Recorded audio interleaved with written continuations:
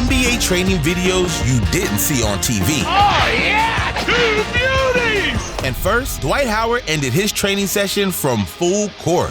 Oh! Did you get that on film? Why you on that? Made that look easier than free throws. But Monte Ellis took the circus shots at practice to the max. Alright. That's why I made it with 2 times.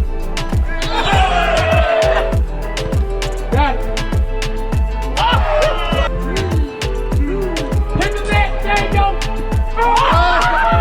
That was unbelievable, and LeBron got in on the action too. See, he was at practice when he tossed one through the net like a football.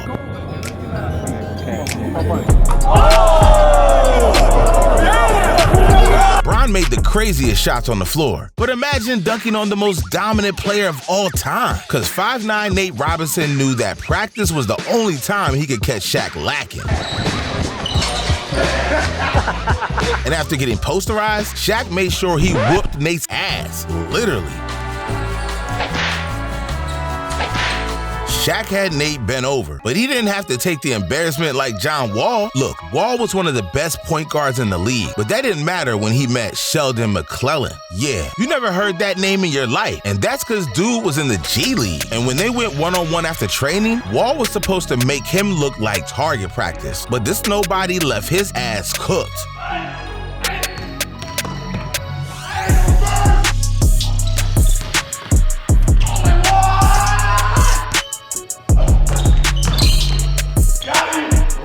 And when it was time for Sheldon to call game, he made sure John Wall put some respect on his name.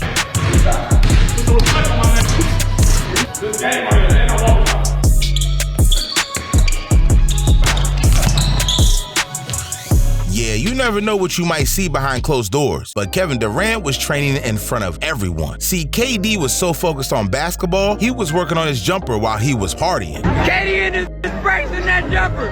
This shit never off-season, nigga. You're right, KD.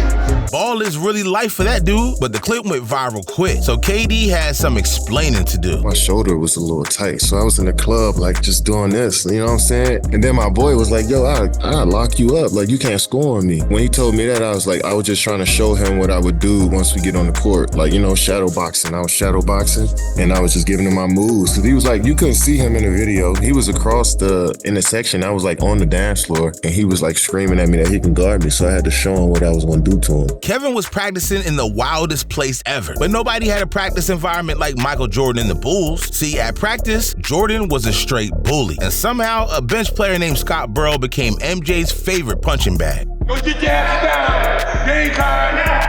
That's nice. Hey, Scott Burrell, where you mouth at now, ho?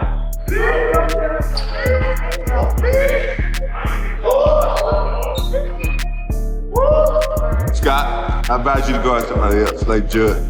You can guard Judd. I'll guard you. You don't want to do that. If you can guard me, it's 290-some jobs. Yeah, Jordan was a straight psycho in training, and so was Luka Dončić. See, when Luka was training, he made the most insane shots ever witnessed. Just watch him pouring buckets with soccer moves.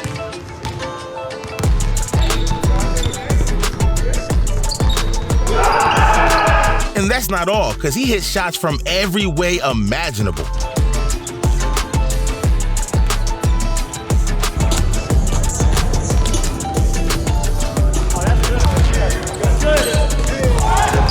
Damn, Luka might be better in practice, but imagine being perfect. See, Steph has created some of the greatest shooting performances ever seen. But what if I told you that in practice, he was even more insane? Because this dude stayed in one spot and didn't miss.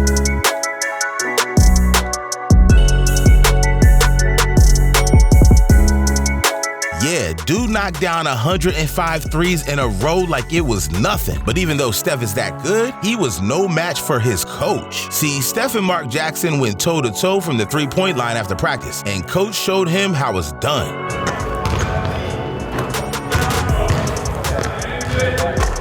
He's on fire. Now, when Steph had a chance to prove his greatness, bro must have forgot how to shoot. 2 right here, my brother. This is how it is. This is messed up. Turn back in the hand of time. I did it when he was 12, and I did it this. Yo, you can talk to me about that. Steph lost some aura points that day, but nobody had a shooting mishap like Giannis Antetokounmpo. Look, Giannis was working on his free throws after the game until Montrez wasn't having that on his court. So he straight up snatched the ball and started practicing on his own, like he owned the place. I ain't gonna take his ball. They got 2 balls. They got 2 balls. Give Giannis 1 ball, dog. Now, Giannis kept his cool and grabbed another ball. And by the time he returned to the court, the stadium staff was shutting things down. And with all that disrespect bubbling up, Giannis snapped.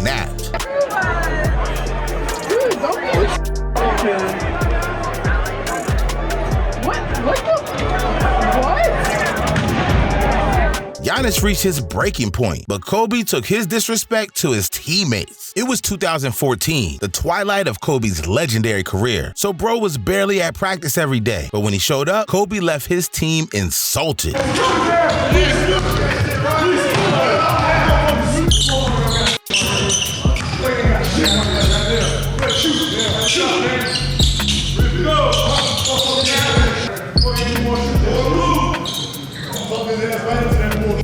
Get him off the court, coach. Put their ass out there, business. Put their ass out there, business, coach. Put their ass out of here. And just when you thought the Mamba had said enough, he took it even further, because he roasted his squad by saying they were so trash, he didn't even need to be there.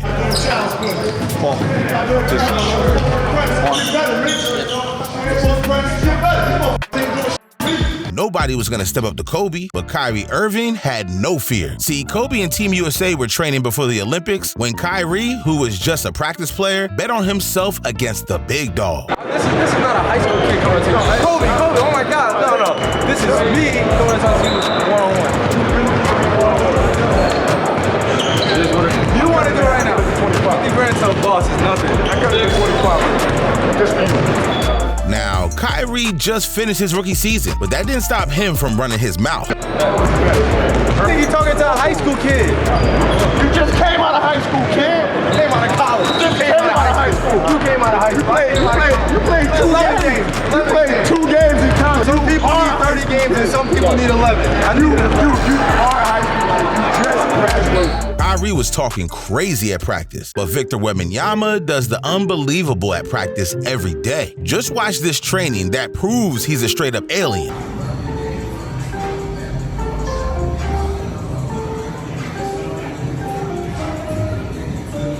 A 7'4" basketball player doing that is mythical, but his pregame workout is even stranger.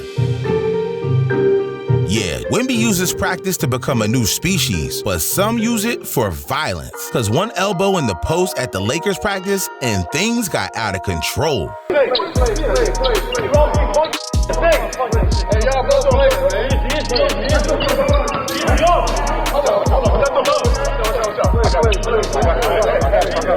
At least that didn't escalate like Bobby Portis' temper. See, back in 2017, Portis turned the Chicago Bulls training camp into a boxing ring. Now, through Chicago's history, they created a culture of tough players. So fights in practice were really just another day. You guys got in a fight. And so for you, I think that probably And that wasn't our first time doing that as well. It wasn't. Nah, everybody did that on the Bulls. That was what the culture was. That was the culture then? Yeah, that was the culture. Yeah, everybody got into a little scuffle. But this was training camp, and jobs were on the line. So the competition between Portis and his teammate Nikolai Mirotić was building up until Portis lost his temper. It was just one of those situations where, like, me and him got into a little back and forth on the court. We going back and forth, this and that. I score, he score, I score, he scored. And it was like me. And then he didn't like that. And then he ran up on me, pushed me, and this and that. Words were exchanged, tensions escalated, and before anyone could step in, boom, Bobby landed a punch that sent Mirotić straight to the hospital. I mean, dude was left with a concussion and several fractures in his face. And Portis got slapped with an 8-game suspension, while Mirotić was out for weeks. Now, Bobby immediately became a villain in the face of the media, so he used this moment as a turning point for his career. But it was one of those things that definitely a life learning lesson for me. Made me better as a person, better as a basketball player as well, because then after I came back from suspension, I really had to like show people like what my work was and that I can really play. Bobby has been at the top of his game ever since. But imagine going over the top of LeBron James. Because we got to talk about the time a college kid made the king look like a scrub. Now, before Jordan Crawford went to the NBA, he was invited to the Nike Skills Academy, a training ground meant for the top college players in the nation. And LeBron showed up to run some games and hand out lessons. But Crawford wasn't having it, because it was the perfect time for Crawford to meet LeBron at the rim. Yeah, you heard that right. Crawford went up and dunked on the king, and the buzz spread like wildfire. So LeBron had to set the record straight. You had the top 15 best players in the country there, working out with you. It can happen, so if you do my ratio from me getting dunked on and me dunking on people, I think I think you can times mine by like 50. But when the play happened, the film didn't exist. So a rumor went around that Nike tried to wipe the files clean from everyone. Right, now we've heard the story that allegedly there were 2 cameras rolling tape and Nike asked the photographers to hand over the tapes. Did you witness any of this? Did you see it? Did you even know what was going on? No, I didn't witness none of it. I wasn't really too concerned about that because, that's Nike and LeBron. That's kind of over my head. I don't know anything about that. Yeah, Bron wasn't escaping that one, and neither were the Timberwolves. See, Jimmy Butler made one of the most iconic practice moments in NBA history, because in 2018, Jimmy Butler felt like he was the best player on the Timberwolves, so he wanted a max contract. But after a summer without an extension, Jimmy went into training camp furious. I mean, this dude missed the first 3 days of practice, but once he showed up, it had Coach Thibodeau hyped. Tibbs, he has his little thing he does. When he gets excited, his hands shake like this. Jimmy walk in, his hands start shaking. We all laugh, and we like, whoa, look at Tibbs, boy, that boy hype. Look at him, what the? Now, even though Jimmy's team was working hard, Jimmy was on the sideline getting a massage. But when it was time to play against each other, Jimmy was ready for war. That's when he decided to do it with the worst team possible. He like, starters, Jeff, Jimmy, Wig, Taj, Cat. Jimmy said, I ain't playing with them. We all, damn. D Rose was like, Derek, you're in the starting group. D Rose was like, all right. Jimmy said, I'm playing with them. He picked the Bad News Bears.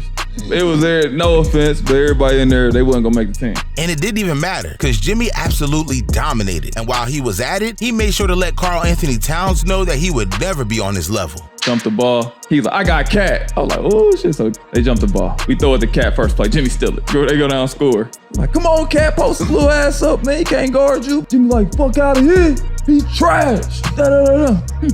Steal the ball again. He wasn't going off on his teammates. He was straight up disrespecting his bosses. Jimmy started talking to the GM, everybody in the gym. Y'all better mother effing pay me. I'm like that. I'm like, he is nuts. I'm laughing, not realizing what's coming with it. We keep throwing the Cat. Cat finally scored. He too little. I'm like, yeah, Cat, talk to that mother. Man, he ain't nothing. Boy, they go on this 10-0 run. Time run out. They win. They beat us like 18-6, right? Jimmy going crazy. Y'all think that team can win without me? I'm him. Pay me. Pay me. And Jimmy had more antics. He ain't took off his Jordan warm-up yet, right? He finally takes it off. He got the Timberwolves shirt on, but he cut the Minnesota out so it's just chest. Wow. He cut the Minnesota out the shorts, it's just shorts. He out here with a hole in the middle of his shirt, on the middle of his leg. So I'm crying now, yo, I'm crying. I'm like, yo, bro, crazy. But I ain't realized like he just beat us with the D-League team, G-League team. He like, I just beat them with the G-Leaguers. This is your starters? Look, Jimmy's trash talk crossed the line. So the first stringer wanted their revenge. But by the time it was time for Jimmy to play again, he would let the world know how he destroyed everyone. How would you describe what happened today? A lot of it's true, but you gotta think, I haven't played basketball in so long. I love the game, and I don't do it for any other reason except for to compete and go up against the best to try to prove that I can hang. So all my emotion came out at one time. Was it the right way to do it? No, but I can't control that when I'm out there competing. Like, that's my love of the game. That's raw me at my finest, me at my purest. That's what you're gonna get inside the lines. Is it not the right way for it to come out? Do you think it was the wrong thing to do, or was it an okay thing to do? I think that I was honest. Was I brutally honest? Yes, but I think that that's the problem. Everybody's so scared to be honest with one another. If you didn't like the way that I handled myself in practice, one of the players come up to me. Somebody say something, anybody. I'm not gonna take it offense, it's not personal. Jimmy, you shouldn't have done that. Yeah, you probably right. Jimmy kept his beef on the court, but off the court with Gilbert Arenas almost got deadly. See, while NBA players fly in between cities, they kill time by gambling. And when Gilbert left one of his teammates furious over a game of cards, things quickly spiraled. Losing in cards has nothing to do with money. It's the shit talking and the ego. All right. So I'm over like, what's going on? Whose hand is it? So Crinton goes 1, 2, 3. They're going 1, 2, 3, passing the cards, right? So it's about $1,000 in the pot. So I'm like, ooh, shit, a juicy one, right? Javaris gets booed. So boo means you didn't get a book. So if you don't get a book, you have to match the pot. There's $1,000 in there. He gets booed for $1,000. So JaVale cleans up all the money. I'm like, damn. So if I was playing, it comes to me. Since I wasn't playing, it goes to Earl.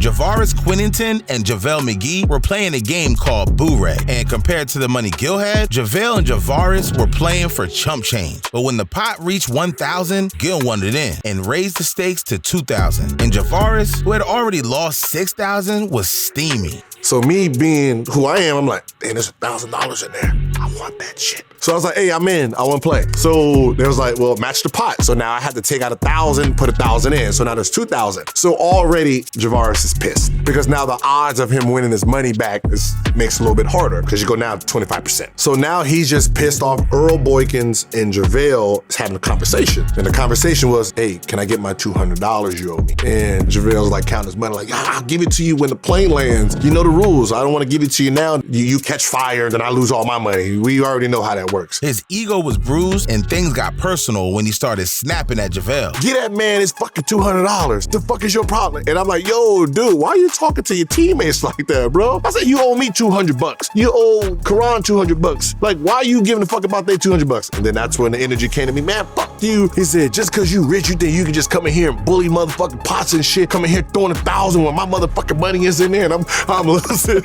And now it's funny because, like, you're laughing now because now I'm in joke mode. So now I'm just gonna sit here and I'm just gonna keep poking. So now I'm dealing the card. Boom, boom, boom, boom, boom. So I'm like wishing he gets booed some more. Like, boo. You know, everybody has their cards, everybody's looking in their hand. And I'm like, Earl, how much you want? And he's like, shit, 2,000. Maybe I need 3 cards. And all you can hear is, woo-hoo! From JaVale, all you hear, woo-hoo! Wait! And it was about to get worse for him because Gilbert made a move that left Javaris with nothing. Javaris was like, I want 5. Oh shit, boo this man. So I go into boo mode because if he gets booed, 2,000 stays back in the pot. So I don't give a fuck about you now. So this had Javaris out of control because he and Gil started making death threats. So after playing, he walks up to me and he's like, on some real street shit, you're not allowed to do that. What do you mean street shit, bro? Like, stop this shit. You lost. He's like, nah, man, that's fucked up, G8. No, you're not gonna do that. I was like, Javaris, listen, bro, I'll shoot you in your face, bro. He's like, well, then I'm gonna shoot you in your knee. Now, they still had a game the next day. And before Gil got out of his practice before the game, he left Javaris something special. You bring 4 unloaded guns into the Wizards locker room. Well, see, that's where it gets a little gray area. I never said I brung them to the arena. But somehow 4 guns. 4 guns belonging to you. They got into the arena. Into the arena. Unloaded. So they were put on his chair, and I had a note wrote, pick one. So when Gilbert was done with his pregame training, they lost control and made a move that would create one of the craziest scandals the league had ever seen. Yeah, you see that? Big boy shit. That's rich people shit right there. Imagine if I'm giving you that type of shit, what you think I got at the house, bro? And then that's when he was like, man, I don't need that shit. And then throws a gun, and one of the trainers was walking by, hit his foot. He threw a gun to hit someone's foot. That was the end of Gilbert Arenas' career at the top because the league suspended him for an entire season and he never returned to his all-star form again. Well, we've hit the final moment on our list, so we've got to tell you about the most insane practice video ever recorded. See, Draymond Green got so angry, he left a stain on his NBA's legacy forever. Now, in 2022, the Warriors had just won an NBA championship, and a lot of that had to do with their rising star going crazy with pool parties. I mean, Jordan helped so much, he earned $140 million million bag. So at the start of training camp the next season, Jordan started trash talking like he was the top dog. And Draymond Green has made a career out of not getting disrespected. So he turned into a menace. Now, the news was reporting that the team had a small altercation while they were training. So the Warriors tried to keep it under wraps. There is like this dark cloud in the room, and I caused that, so I apologize to his family. For me, that is the task at hand, to rebuild trust in our locker room. I felt as a man, I felt as a leader, that I would do everything that I can to make this right, or to right the ship, and to help this team, to help Jordan, his family, and move forward from there. But just hours later, the true story was revealed, and it was worse than ever. Damn, Draymond left his teammate knocked out cold, and the internet was set on fire immediately. Now, Draymond had added to his already bad reputation, and he had people to apologize to. But the Warriors still had to go for a repeat for another championship. But after a disappointing season, it was clear that Draymond ruined everything. And just like that, the Warriors dynasty hasn't been the same.